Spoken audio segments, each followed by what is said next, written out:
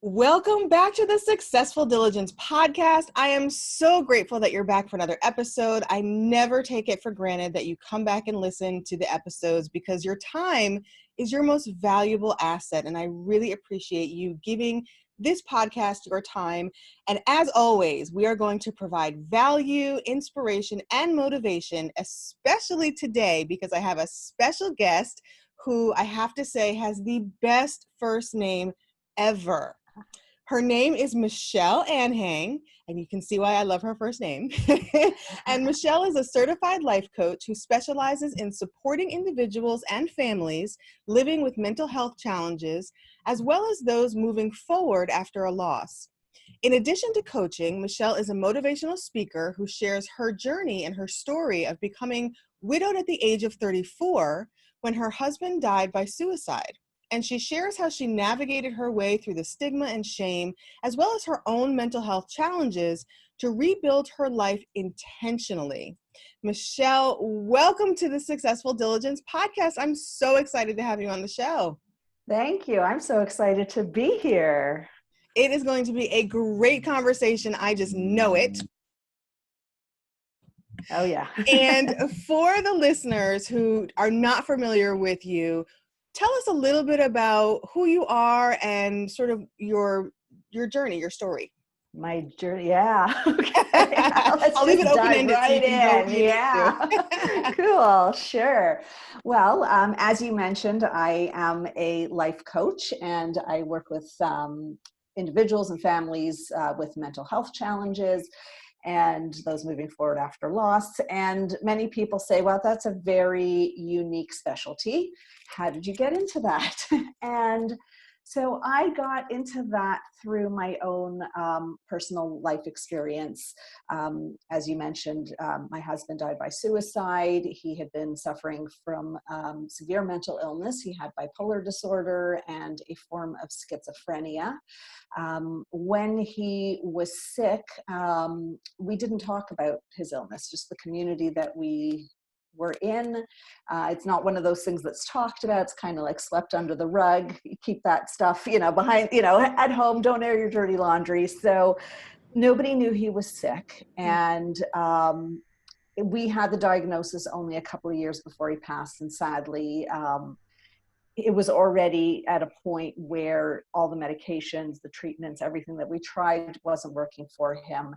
And he ended up losing hope and he took his life.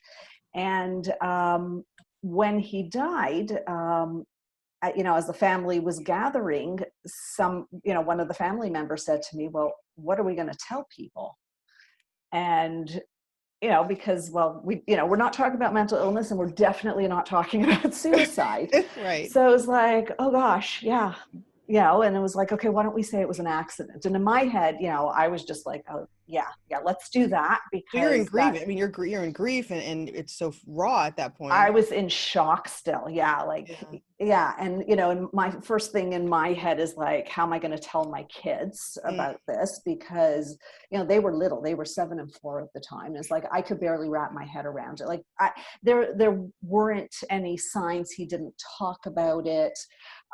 Yes, he was deteriorating. He was very ill. He was psychotic at this point. So his behavior was completely erratic. I was worried that he was going to hurt himself or maybe somebody else, but I never thought that he was going down that route. Yeah. So yeah, it was a complete shock. I didn't know how to deal with it. Of course, there's, the guilt that comes up of like, what did I miss? Could I have done something differently? Did I do enough? Was this somehow my fault? We have so many of these feelings. So I was like, yeah, let's do that. So let's say it was an accident. And I carried that for 10 years. Wow. Yeah. Oh my goodness. So yeah, only immediate family and a few close friends knew. And like I say a few, like I had some very close friends that I had known for years and years that I never told about that. Did you tell your sons that it was an accident or? No, they didn't know either. No, wow. I told them it was an accident. Yeah. I didn't say it was, that it was suicide. And yeah, cause it took me months of therapy to even just wrap my head around. I thought you were going to say years. Oh, well, yeah. I mean, that's not something that's not an event, a life event, or something that happens to, because it doesn't just happen to the person, it happens to everybody in the Yeah, family. That's not something you yeah. get over, I don't think, ever. I mean, Oh, yeah, I'm of the mindset that we're always grieving in our life, we're always on a grief journey, yeah, but oh my goodness. Okay, so yeah. I think it was just like facing that, like, okay, yes, this is what happened, mm, and he was this sick, and I did everything that I could. And yeah, I remember my therapist saying to me, like, when a person wants to die, they're going to die, like you yeah. can't stop them. And it was like, oh, thank you. Like that, like that moment, like I can still vividly picture it in my mind of like where she was sitting, where I was sitting. And it was just this huge feeling of relief of just like, thank you for saying that. Well, Because the like, burden yeah, is lifted from you, because yeah, it is true. The responsibility for a person's life is their own, and we can yeah, do everything under the yeah, sun. And if that person makes that choice for themselves, they're going to right. follow through that. That's Yeah, just, it is what it is, yeah, as yeah, hard as that fact is. yeah, totally. And we somehow think that, maybe if we love them more, if Yeah. we can, fix whatever's wrong, then we, somehow we can, change their destiny. And, I learned, no, we can't. But Yeah. yeah, so more than 10 years, I walked around with this lie, praying Mm. that nobody was going to ask me, what happened, how it happened. There would be the usual question of like, so how long have you been divorced? And it's like, well, I'm not divorced, I'm a widow. And then I'd be like, oh, please don't ask me what happened, because I Yeah. don't want to lie again. Because, there's this piece of me that was like, I like to think of myself as an honest person, and I do, try to do good. And, and then I'm walking around telling this huge lie, and like lying to my own kids, Yeah. Oh my and goodness. like, as like, at the time they were super little, they didn't get it. Yeah. My older one was 7. That my brother had picked them up from school when I got the news of what happened. I just called him, he took care of them. So I went over to my brother's, I told my 7-year-old, and he kind of teared up a little, wiped his face, and he was like, can I go back and play with the kids, like being his cousins? And I was like, yeah, go. Okay. And then my little one, who was 4, when I told him, his first reaction was, does that mean daddy's a mummy, like on Scooby-Doo? That's the only way he could connect with what Yeah. dead people are. Yeah. Like 4-year-olds don't get death. They don't know what it means to be gone. It's like, oh, okay, so you're walking around wrapped in toilet paper. Right. Well, yeah, because developmentally they don't have that concrete thinking yet. So yeah. Right, right. So it was only a year later, when enough time had passed, like one day he was just like, daddy's really not coming back, is he? And it was like, no, he's not. And then, kind of watching him, like, okay, that's just settling in. And, and the kids go through a grieving process. Each time they develop at a new level cognitively, they re-experience it in the new way and process it. So yeah, needless to say, they were in therapy for a long time. I was in therapy for a long time. But yeah, they were processing an accident. And So yeah. before, I have a feeling you're going towards the, okay, when I told them the truth, but I want to Hmm. before we get there, I want to go back, if it's Yeah, okay. sure. Tell me about, because how long were you married? We were married for 12 years. Wow. We knew each other since we were 8, Mm. and dated at 18, and then got married at 22. Oh wow, like a sweetheart Yeah. story. Yeah, it really was. Yeah. Yeah. And when you knew him, and for the 12 years you're married, and in all the years you knew him before, was there any indication about his illness at all?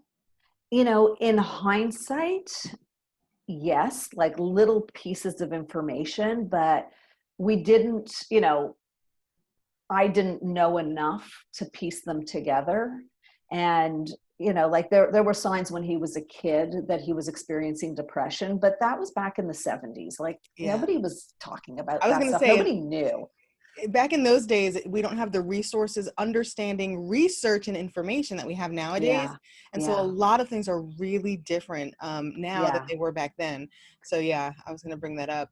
So, Yeah. because it makes me think of, there's just so much. So, well, because bipolar, and I've got friends who are bipolar. I'm from the mental health field as well. Yeah. So I understand that diagnosis. It's not like, and it's a diagnosis. Every person who experiences bipolar is not the same. It manifests differently. Right.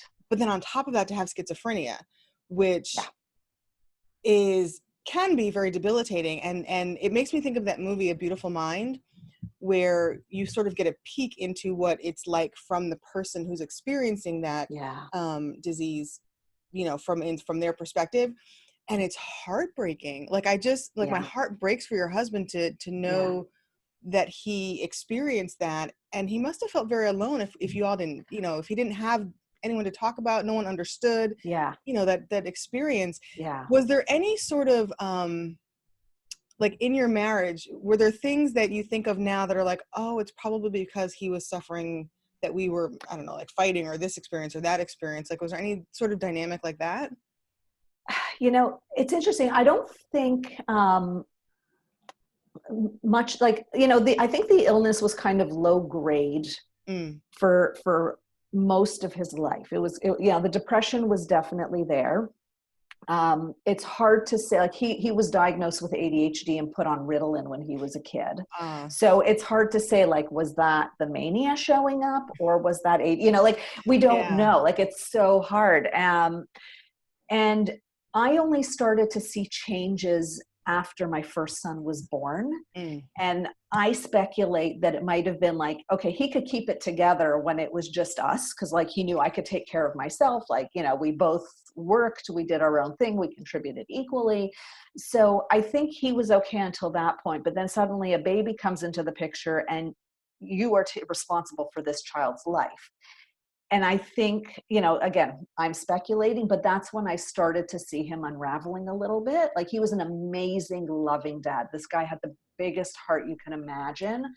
But I think the responsibility piece might have scared him a bit, because that's when things started getting a little wonky. But again, like, they were little isolated incidents that it's hard to tell, was that it manifesting or was it not? Then, over the next, 3 or 4 years, then it was just like, okay, something's up. You need to go get checked out. Like, there's something persistent happening. But again, it was like, he never talked about having voices in his mind until after the diagnosis. I don't think he even realized, because, thinking about it, he shared with me after the diagnosis. He was like, oh, I think, that explains what I'm hearing in my head. I think he just assumed that's the way the mind works. Well, for him, that's all he knew. That's his experience. Right. And so Right. when all you know is what you know, excuse me, when all you know is what you know, it's, why would you even think anything's different or strange? Right. Because, right. everybody thinks like this, or everyone hears voices or what have you. So I just, there's so much I want to ask you, and I'm like, okay, so you have these beautiful 12 years, right? Yes. And then the unimaginable happens. And then on top of that, now you have the burden of this lie that you are walking around telling people. How did you maintain your own sanity and functioning while you're grieving? You've got this burden that it's almost like a backpack. The lie is like a backpack. Yes. With a rock in it. I call it the backpack of shame. Yes. Yeah, exactly. And shame is debilitating. I mean, it's shame of any kind. And I've had to journey out of shame myself. So I know that rock in that backpack. How did you function? How did you take care of your sons and be there and work and be there for yourself if you were even? Yeah. So autopilot is a gift and a curse. I kicked into autopilot. Like, I had to stop feeling. And, and I was already in that space. Like, as I mentioned, it was about 2.5 years before he died that he got the diagnosis. And I think getting the diagnosis kind of gave him permission to stop, he was holding it all in and pretending and acting a certain way. So then it was kind of, okay, now I can spend 3 days in bed if I'm having a depressive episode. Gotcha. And so, he stopped working. He was on disability leave because of the illnesses. And so I was working 2 jobs and taking care of both of my kids pretty much on my own because he was not functioning. Yeah. So I was already on autopilot at that point, and it was just like a continuation and one more thing to add to the backpack. Right. So yeah, I didn't think, I didn't feel, I just, when he died, I said, I have one chance to do things right with my kids. In my head, I was very logically thinking like, okay, statistically speaking, they've got a lot up against them, having their dad die at such a young age, being raised by a single mom, all the financial things that were coming with it. And we were not in a good financial space at the time. Mm. And so I just thought, I need to show up for them. Yeah. But showing up for them, was not showing up in the healthy way that I know now. It was really just keep doing, put them in therapy, put them in sports, do this, do that. It was all action based, Right. which was really all I could do, because I shut down. So like, I think it's Brene Brown who says like, we can't shut down certain emotions. Like if you shut one down, you're shutting everything down. And that was me. And I wasn't living. I was really just go ahead, go to your job, don't ask questions, be grateful for what you have, which meant I settled for a lot of things because again, when you're living with all this shame, you don't, I didn't feel like I deserved better. So it was like, okay, I have a job. I don't really love this job, but you know what? I have a job and it's secure. I should be grateful. So I wasn't dreaming. I wasn't I should be grateful. loving. I should, right. Yeah. Yeah. It's like, not that I am grateful. I'm telling yeah, you should be. Yeah. So, a lot of that and a lot of isolating myself. Like, I didn't let people in because I didn't want to get vulnerable and let any of this out. And, I thought that was the real me. Like that was the thing that I began to identify with that story.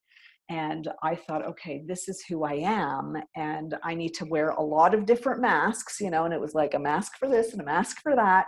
And, because heaven forbid people should find out what I'm really about. And so, yeah, a Well, pretty yeah, because dark place to live. if you let people in, you'd have to tell the truth, which you Yeah. weren't doing at that point. So when Yeah. did the lie sort of get exposed? When did you rectify that and tell the truth about what happened? So yeah, so I had taken my first coaching course, and it's just like a weekend course.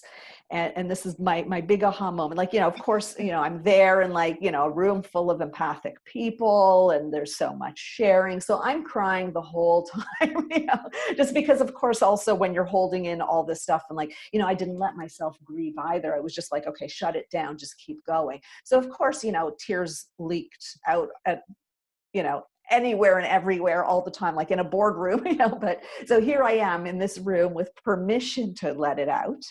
And so I'm bawling the whole weekend. And then at the end, one of the instructors, in their closing words said, don't just tolerate life.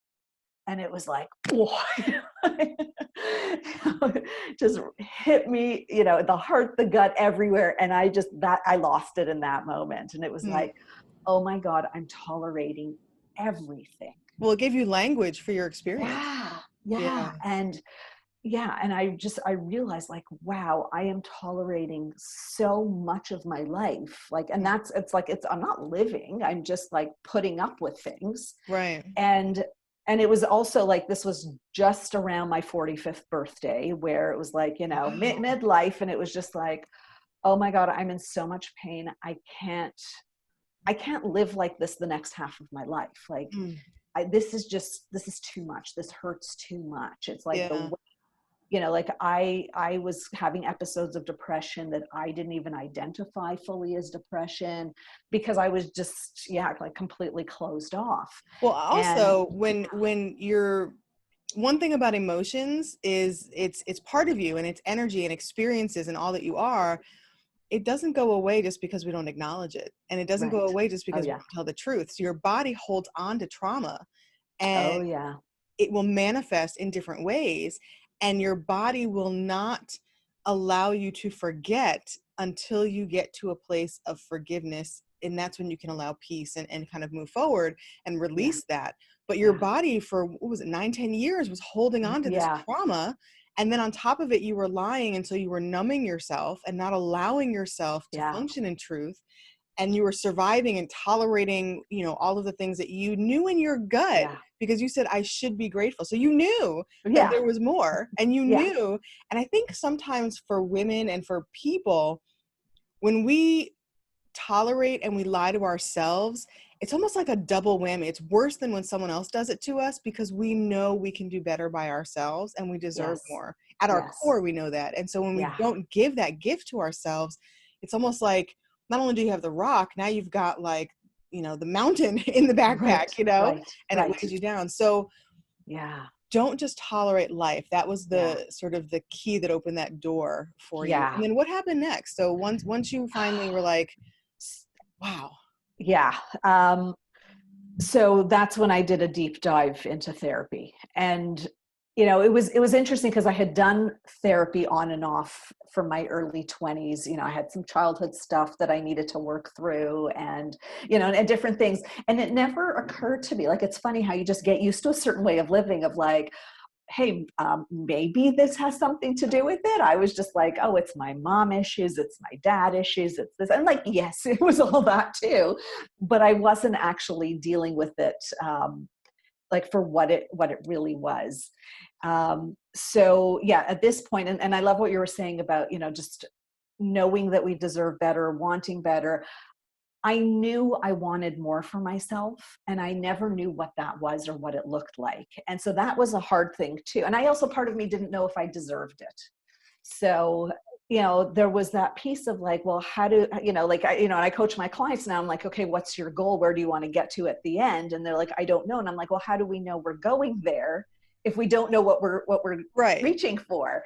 You And can't so get somewhere that, if you don't have the end right. destination. Yeah, exactly. And so I didn't know. And that's why, during all that time, I knew I wanted more, but I didn't really know what it was to know the steps. So at this point, I was like, okay, I need to go back to my therapist and I need to do a really deep dive. And so we did, and we really dove into shame. Like, that was the big piece. And of course, like, there were childhood wounds that I had that allowed me to adopt all that huge backpack of shame that I was carrying. So I had to work through that early stuff, and then slowly kind of work through, you know, why. And I remember my therapist even saying to me, like, I don't understand why you have so much shame. Like, you are such a great person. I don't know why. And I'm just like, I don't know. It's just the way I've been my whole life. See, I don't like that question. Like that, when I don't like that question, because it almost sounds like, I don't know.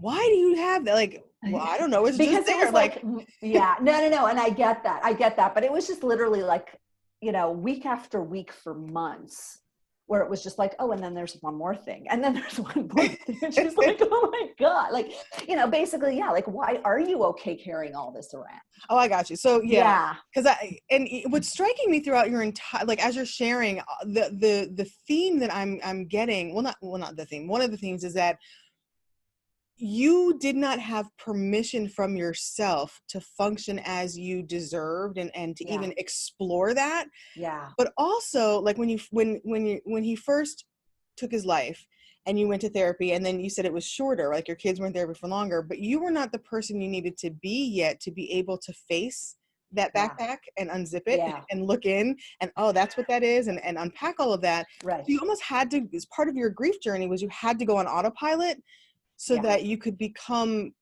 so you could come to that place where you were strong enough. Because when Yeah. you first have a traumatic event, it's difficult to process, because even, your brain is not really understanding, your body is responding. There's so much Right. that goes into trauma work. And, I give you so much honor for allowing yourself to go on autopilot. And then that, when that key opened that door of, that the word tolerate, Yeah. Yeah. and opening the floodgates, and then saying, okay, you know what?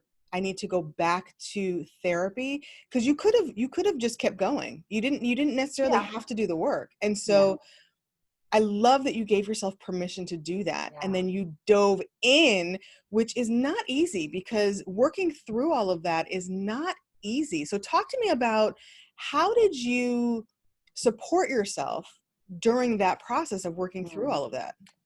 Ah, good question. It was actually for the first time reaching out to other people. Mm, And that was what the coaching community gave me, and what I started giving myself permission to kind of just branch out.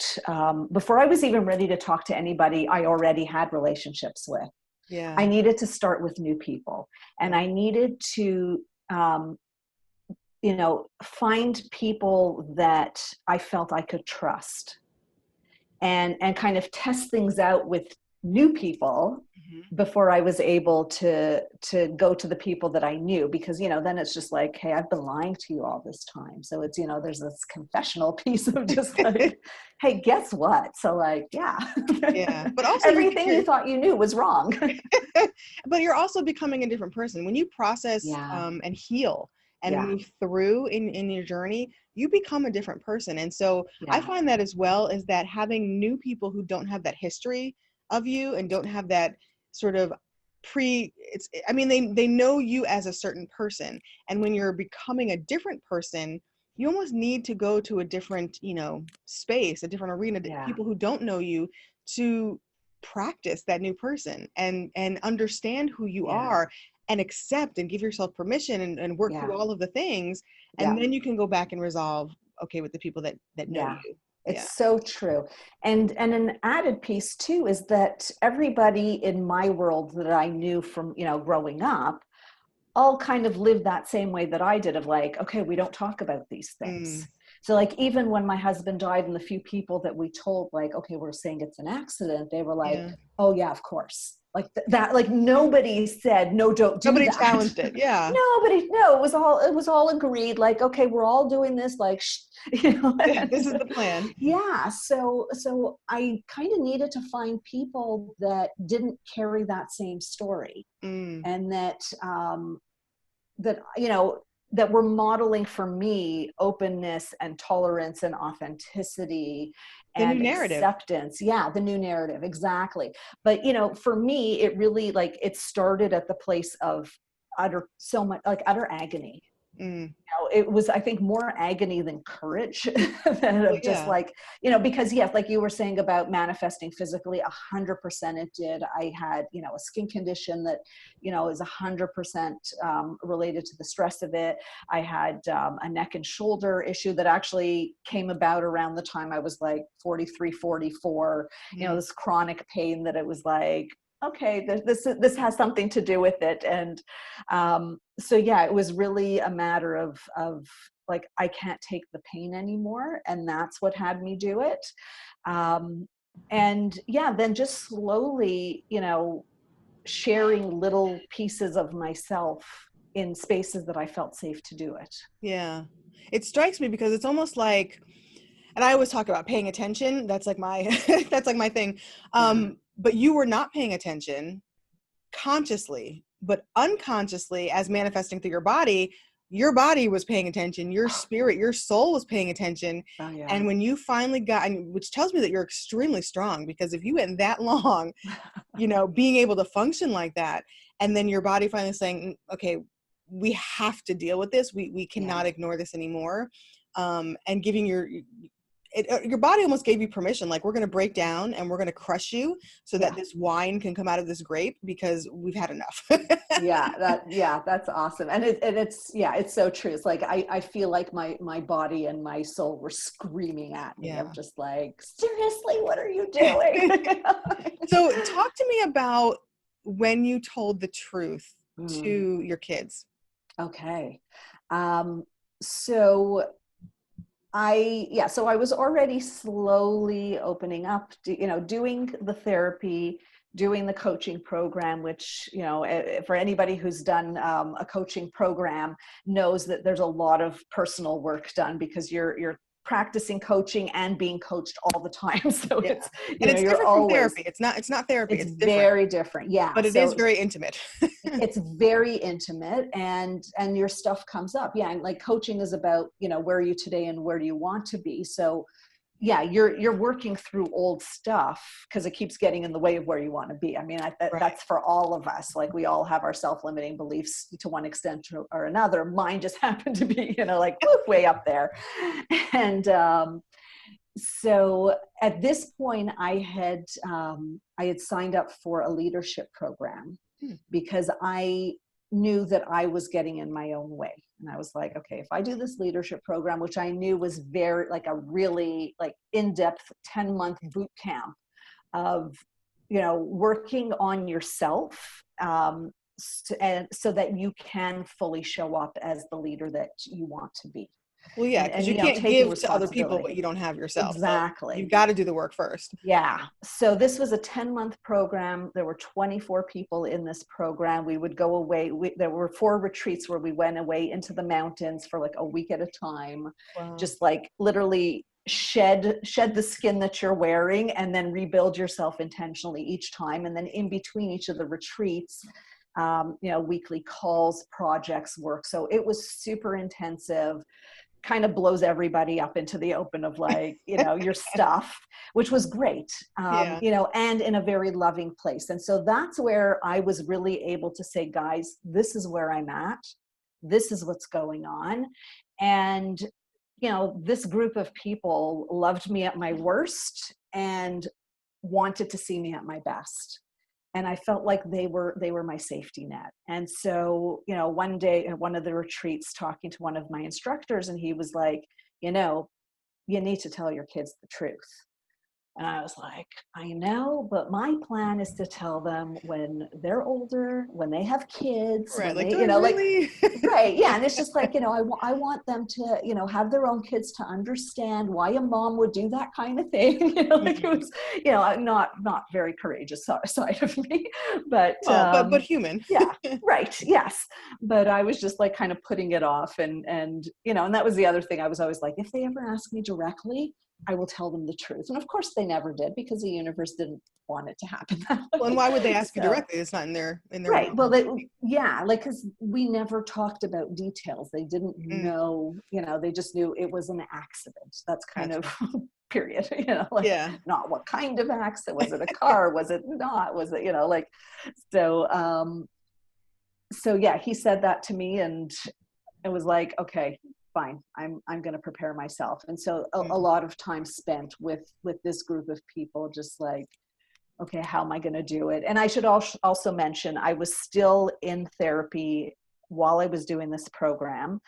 Also, what you were mentioning about, just the way trauma gets stored in your body. So I was doing regular talk therapy.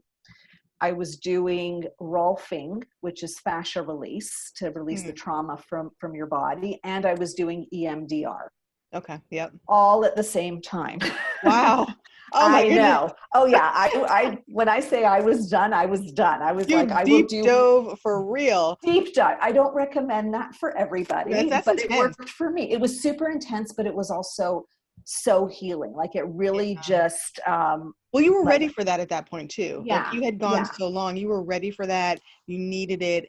And what's funny to me, well, not funny, what's fascinating to me is that even at your worst and in that dark place, you were still intuitively aware of what you needed as a person, and you did gift yourself that. You did give yourself permission to heal and to move forward and to deep dive into this intensive season, because oh my goodness, I can't even imagine.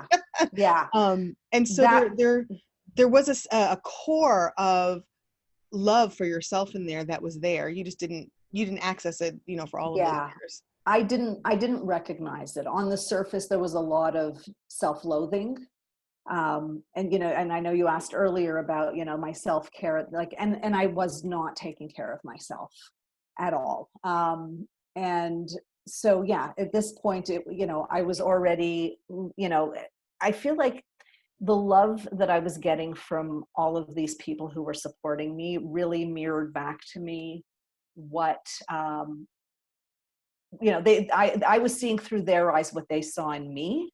So it helped change the narrative and my story of who I am and what I deserve, and and through their words and through all of that. So yeah, I finally reached the point, after doing all of this stuff or during, where I just said, okay, here's the date, and I'm going to tell my kids. And I did, right before we had dinner one night, we're sitting at the table, and I just said, guys, I got to tell you something. How old were they? And they were 18 and 15 at this point. Okay. Yeah. Okay. So it had been 11 years. Yeah, but I mean, cognitively, you were, I think, a little bit more comfortable that they could process it. Yes.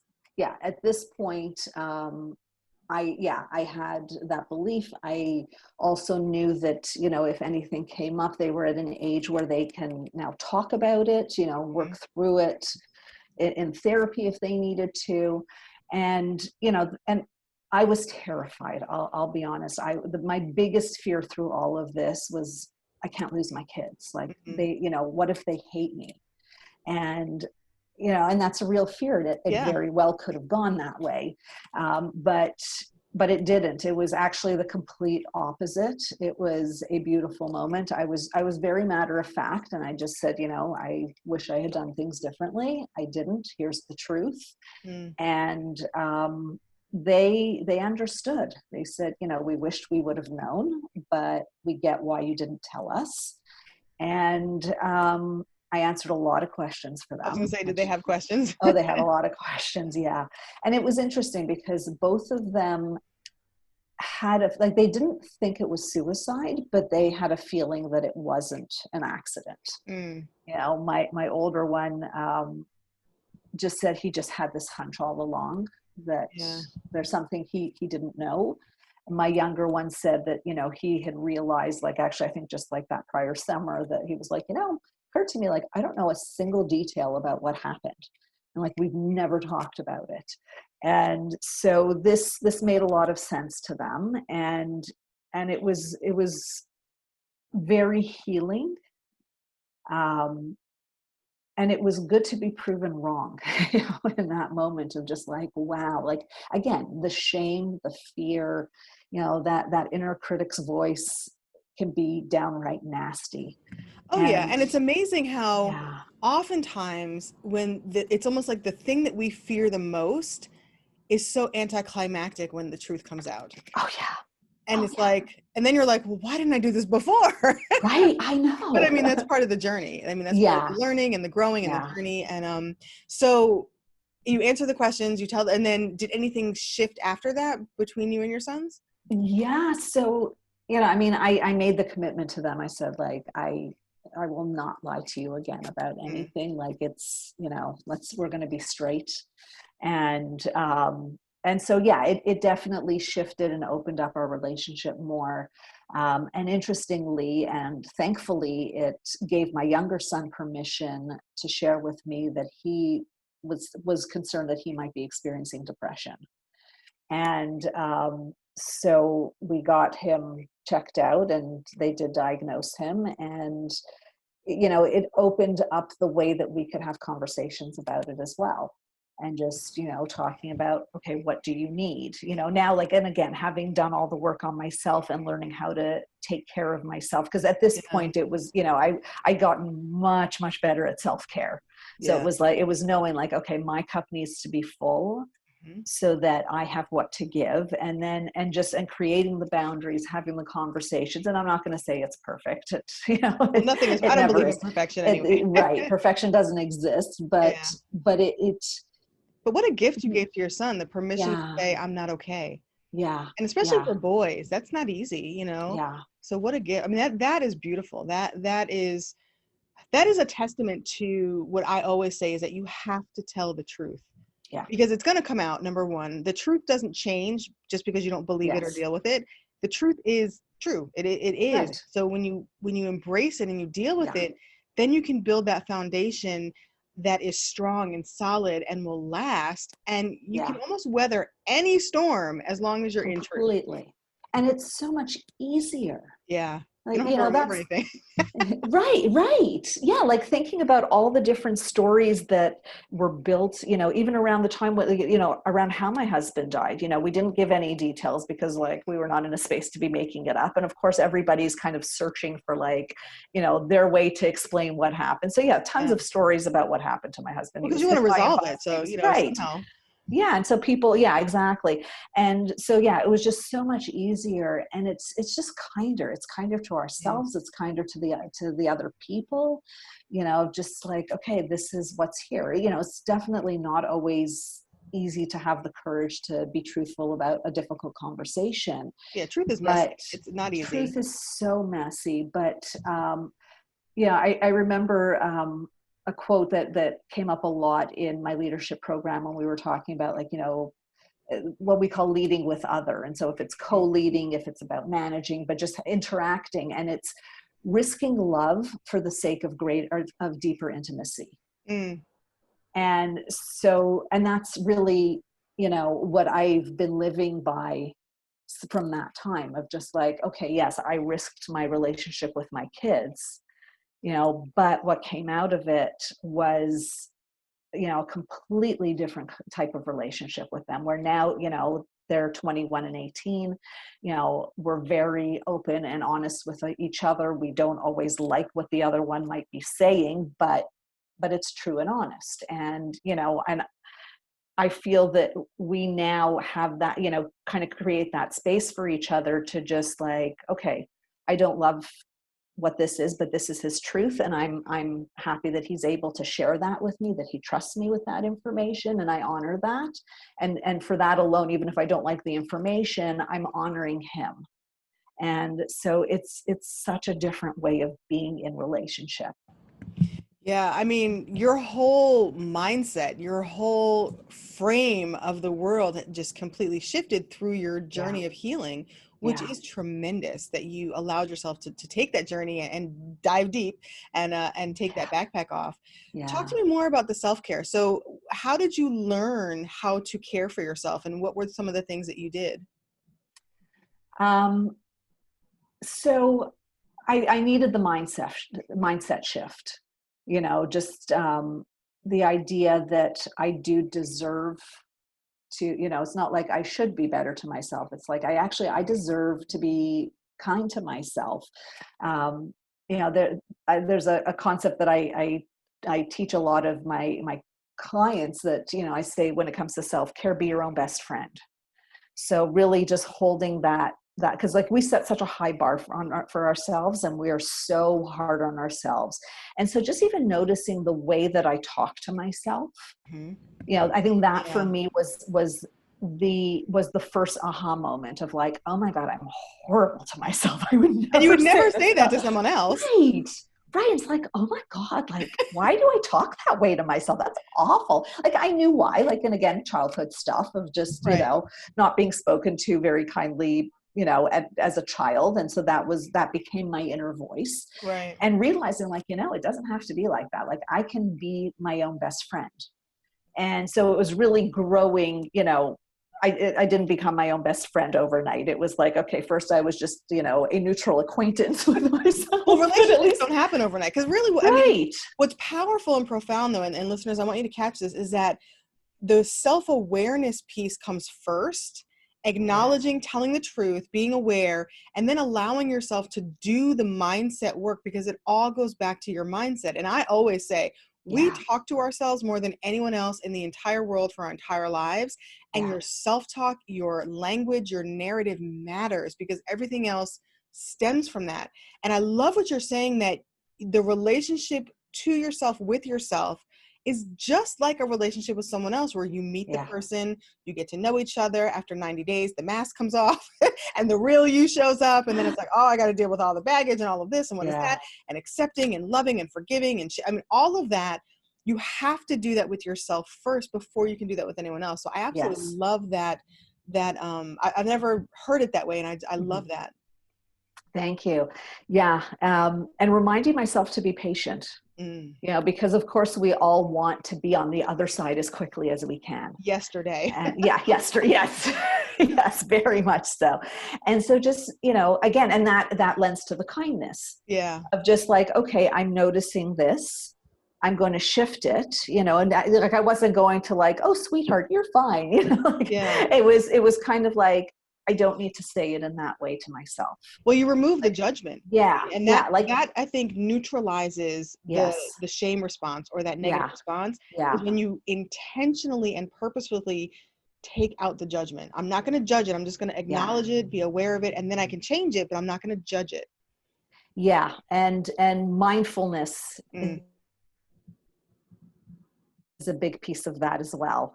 And that was a big piece of my healing work as well, is just that awareness and just receiving it as information, just mhm. saying, okay, this is information. Yes, I bully myself. Yeah, Okay, interesting to know. that's And powerful. then, yeah, yeah. And then shifting slowly of like, okay, I just said that to myself. What's a less harsh thing that I could say, and then kind of moving and shifting into the kinder pieces, and then the actions followed after that, because once I'm kinder to myself, it's like, oh, I can allow myself to take a break. I Yeah. don't need to hustle all the time. Like, I was still working in my finance job. I was there for 10 years, so even though I had done all the coaches training, again, I wasn't quite at the point of, being ready to leave the job. Yeah. And then just saying like, you know what, I'm not happy here. This isn't where I want to be. I deserve to have a job that I love doing, that I wake up every day and I'm excited to work. Yes, you do. And We all do. yeah, we all do. And again, it comes back to like, life is so much easier when you let yourself be happy. Like the amount of time that we spend like punishing ourselves or guilting ourselves, giving to other people when we have nothing to give, like that's a hard way to live. And so many of us are just conditioned from wherever that, that's the right way to be, but it's so hard. And so Yeah. realizing like, oh, it doesn't have to be that hard. Like, I can leave that job and I can follow this dream. And so, yeah, I left my job. I didn't quite know, like I didn't have a practice set up yet. I was not quite sure what I was going to do, but it Yeah. was just like, I deserve to give this a try. I deserve more. I Yeah. love that. I love that. Yeah. We are actually at our time, which is Okay. incredible. Yeah. But what that means is that because I know there's so much more we haven't talked about. So we have Yeah. to Yeah. have you come back on if that's okay. We've I got would to do a love part two. to. Got to do a Yes. part two. But Yes. before we leave today's episode and conversation, tell me like one to three things, lessons, or concepts, or one to three things that you really want to highlight for the listeners that you took away from this journey from Mm. trauma and despair to healing and courage and permission. What are things the like one or two things that you really want the listeners to walk away from this conversation with? Good question. For one thing, we all deserve better. Mm, Like, dare to dream. Like, we're, as hard as life could feel or seem, or whatever stories we were told, like, we all deserve a happy life. And so know that. um, support support is so key. And often we find that we don't have somebody to talk to, or we think we don't have someone to talk to. We're ashamed.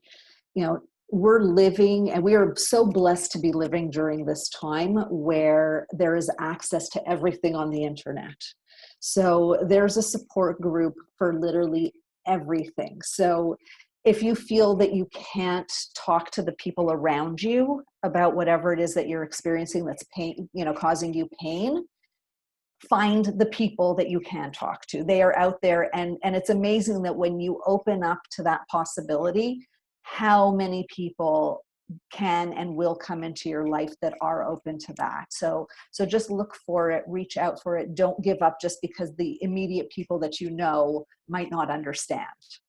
And a third one, I think it's just, yeah, live your truth. Live your truth. It's so easy that way. or easier. It's not It really always is. easy, but it's easier, and it's a heck of a lot easier. Like there's freedom there. Like Yeah. that for me is like, my number one word is, I just say, like, you can be free. Yeah. And truth And really does equal freedom, because yeah, you're not living in deception. And when you live in reality and you live in truth, then you know what you know that you know. And one thing that has been coming to my mind throughout this whole thing, especially as I reflect on you being who you needed to be at the time you needed to heal, and what you needed came to you, is that, and it's a truth, that whatever we're seeking is also seeking us. And even if we're yes, not consciously aware that we're seeking it, but you were seeking healing and yeah, relief for yeah, years before you gave yourself permission to actually accept it and take that journey yeah, towards it. yeah, And so I just encourage you, listeners, whatever you're seeking is seeking you, but allow yourself, even if you're unconscious about it, just keep walking. I yes, always say keep walking, because you will walk out the journey that you need, and you will yeah, get to be the person that you need to be to experience whatever it is you need on your journey. And re-listen to this episode and be encouraged that you don't yeah, have to do it alone. You're not the only yeah, one, and nothing is too dark to come out of. yeah, yeah. Baby steps. Yeah. Yeah. One Well, step it at seems, a time. yeah, and that's it. Like, it seems like what I did of, like, oh my God, that was so big, but there were thousands of baby steps Well, we're to talking get about it to in that one point. conversation. This took Yeah. you years. Yes. We're Yeah. combining years into this one Yeah. conversation. So, Yeah. well, Michelle, I love saying Michelle. It's such a great Yeah.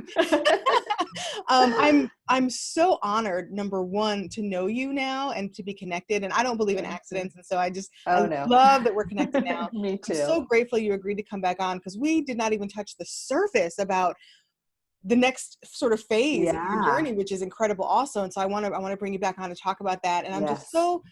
I think I'm really, really grateful for your ability to share and display courage in sharing your story, because there's so many people that don't talk about suicide. I mean, obviously, um, Yeah. as we've mentioned, and there's so many spaces that are not open to that conversation. And I think Yeah. having you here and having the listeners, experience your journey and share with you, and you sharing with them, has been such a blessing and an Mm. honor. And I'm so grateful that you came on to share with us today. Thank you so much. I'm so grateful to be here. And I'm excited to have you back again, because I it's going know. to be I can't another great wait. conversation. So listeners, be on the lookout for part 2 of this conversation. And as I Yes. always say, listeners, keep walking, always keep walking. You will reach your destiny. You will give yourself what you need if you just keep walking, one day at a time, one choice at a time, one step at a time. And on the journey, always, always choose gratitude. Mm.